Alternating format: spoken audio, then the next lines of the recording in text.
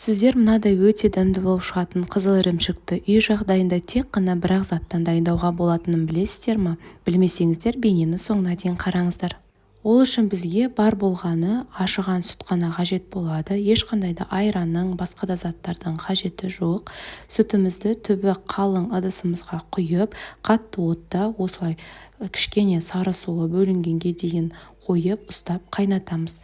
Осылай қайнай бастаған уақытта астын басып шамамен 2-3 сағат сары суы тартылғанға дейін жай отта қойып қайнатамыз. Қыздар, бұл жерде мен 3 литр ашыған сүтті пайдаландым. Егер сіздерге көп мөлшерде ірімшік қажет болса, онда көп мөлшерде сүтті қолдануларыңызға болады. Шамамен 2 сағат өткеннен кейін біздің ірімшігіміздің сары суы тартылып, осылай қоюлана бастайды. Осы кезде түбі жабысып қалмау үшін оны араластырып тұру қажет. Және осы кезекте біз қантты қосамыз. Тағы да барлығын жақсылап араластырып, шамамен жарты сағаттай баяу отта қайнатамыз. Қантты салған соң біздің сары суымыз бөлініп, әбден тартылғаннан кейін ірімшігіміздің түсі осылай қызарып, қоңырлана бастайды және қоюланады. Міне осы кезекте біз ірімшігімізді өшіріп, оны кез келген ситаның үстіне осылай орамалды, марлені немесе басқа да заттарды қолданып, оны сүзіп аламыз.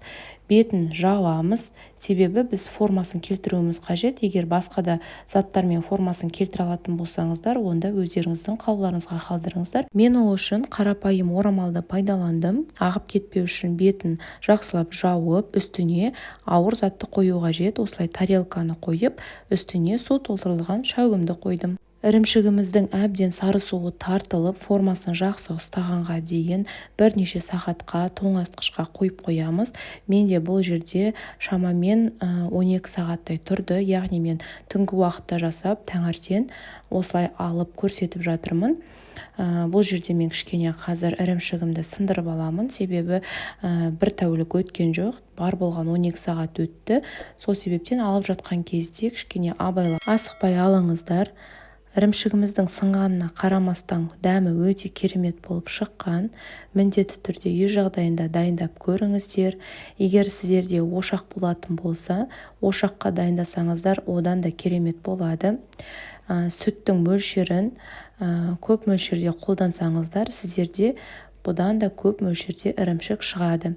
Менде бұл жерде 3 литр ашыған сүттен жарты килограмм 600 грамм ірімшік шықты. Дәмі өте керемет болып шығады. Шынымен де үй жағдайында отбасыларыңызға дайындап беріңіздер.